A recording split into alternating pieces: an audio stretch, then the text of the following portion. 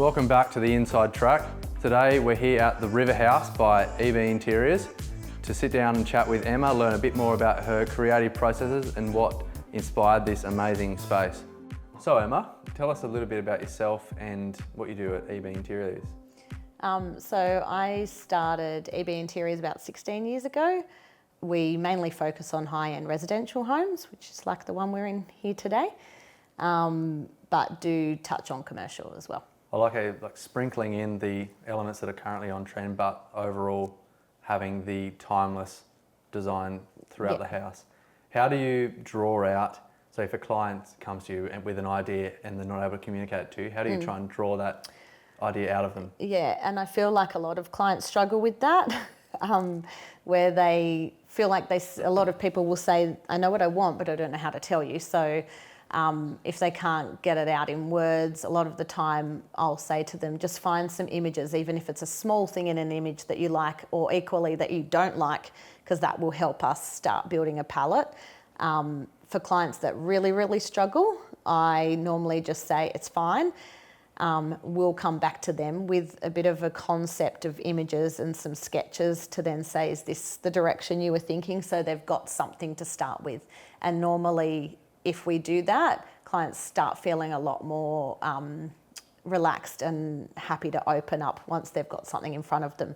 So if someone is really struggling, we'll jump straight into creating so that we can show them more, hopefully, what we think they mean. If not, it will lead down that path. Tell us, how do you judge the quality of a supplier if you've never worked with them before? That's a great question, because this actually came up the other day with a client and they were looking at all different joiners, which was this example, and some that we had used and some that we hadn't.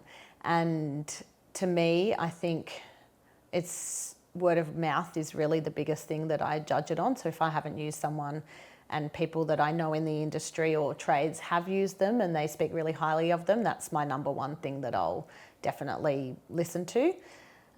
Secondly, seeing their work and the quality of their work, and to be honest, how long someone's been around. Not that they have to be around for a long time, and not that we wouldn't use someone that's a startup, but you kind of want to know that they've got some experience in whatever they're selling or doing.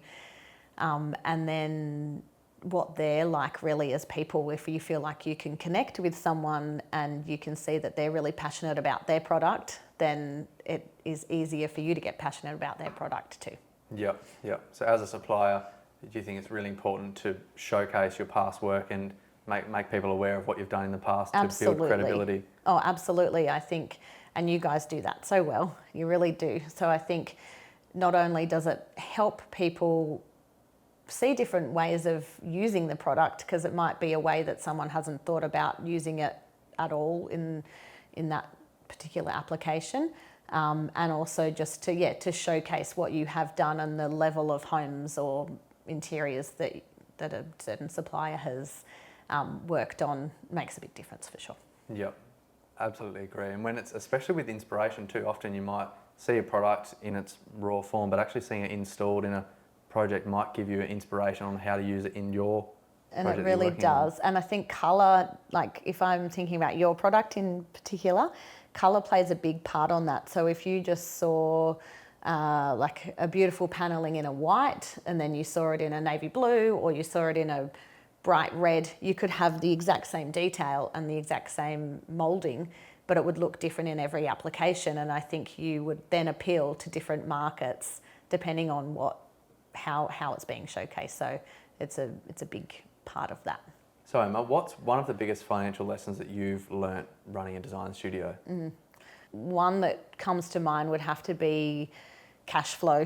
So learning how to keep cash flow running at a nice even pace.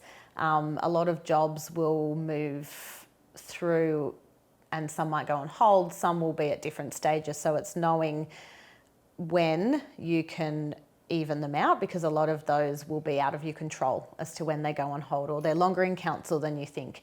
But there's a lot of times where we need to keep spots available for a job when we know it's in council because we've already signed up to them. but then it might take another 6 to 8 months in council, longer than we're thinking. So it's just being able to balance those ebbs and flows and know when there's a team of 9 of us that we've got enough work and enough that we can keep rolling through in the harder times. And then equally being able to balance out when we're busy when everything comes at once. I could imagine it'd be a bit of a roller coaster. What is one architectural detail that you find completely transforms a space? Am I allowed to say your mouldings? Go for it.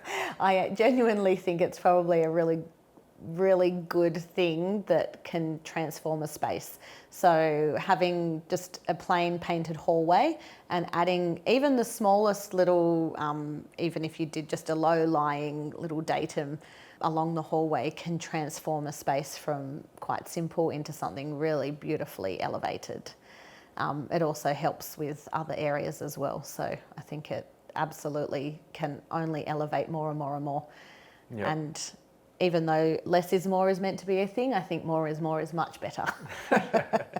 It can be quite a good way of adding texture to a space that's otherwise quite flat and empty. Yes, absolutely.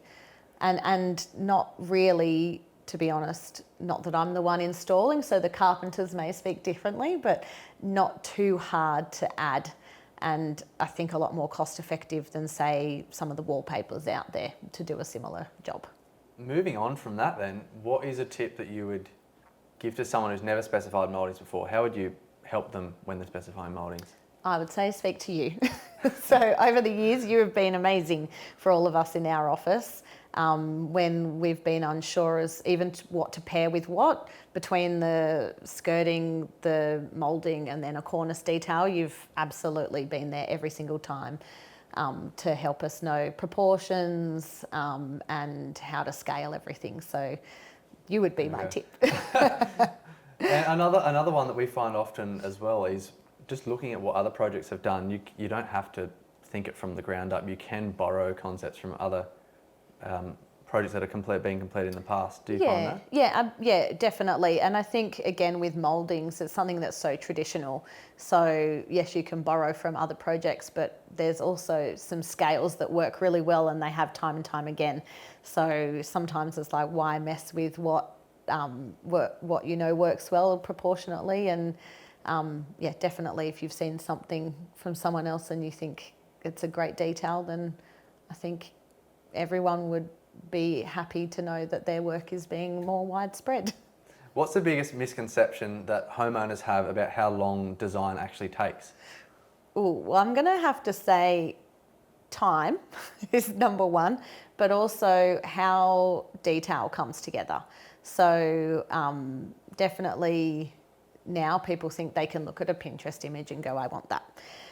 That doesn't necessarily mean that translates into your home and into the room that you want it to. It's almost like when you get your hair cut and you take a photo of someone in and say, I want to look like her, but she's got curly hair and it's black and nothing like mine. So it's a similar thing. So I think when people think that they can instantly have a certain look, they don't realise what goes into every single detail behind that particular thing. So for us, we are, as I said earlier, years in building an entire scheme.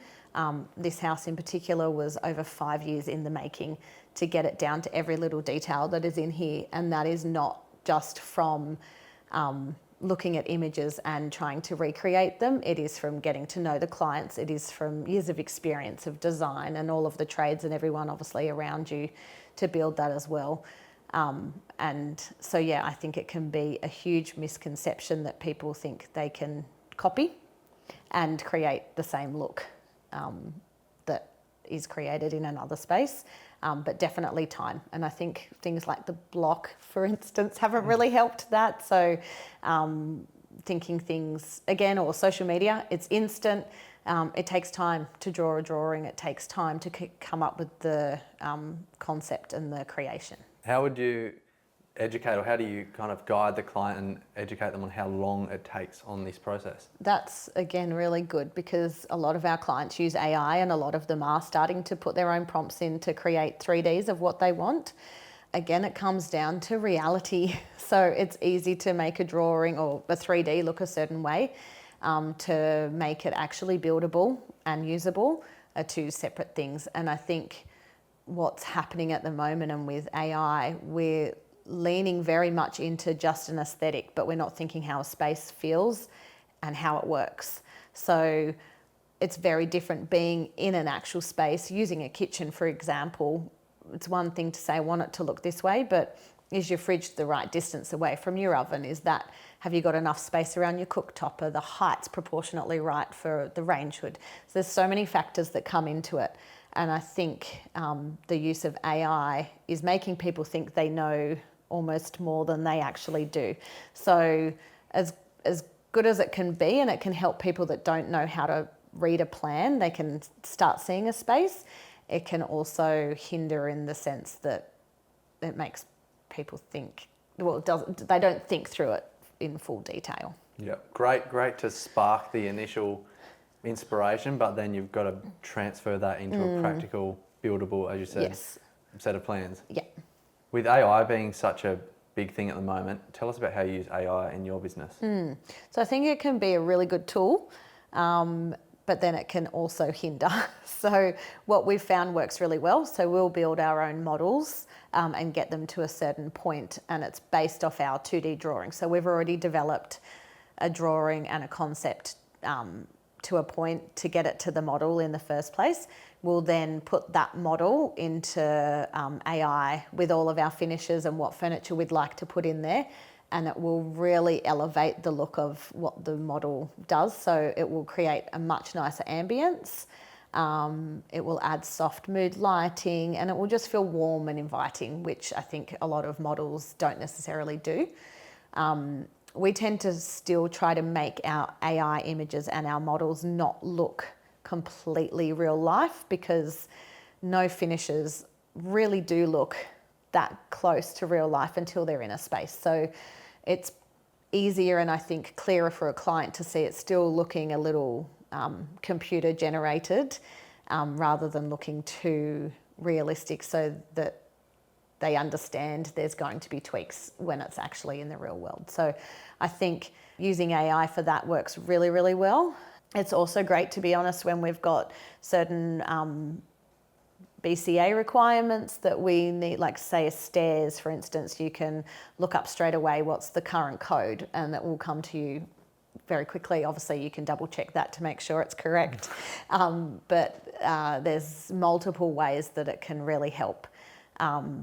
However, the flip side is if you tried to put something in from scratch, it's not creative. So you're using only images that it's already seen before, and it's going to make something that's not individual and unique. So to me, I still resonate with coming up with something yourself and then using it to better your design rather than creating a design from scratch.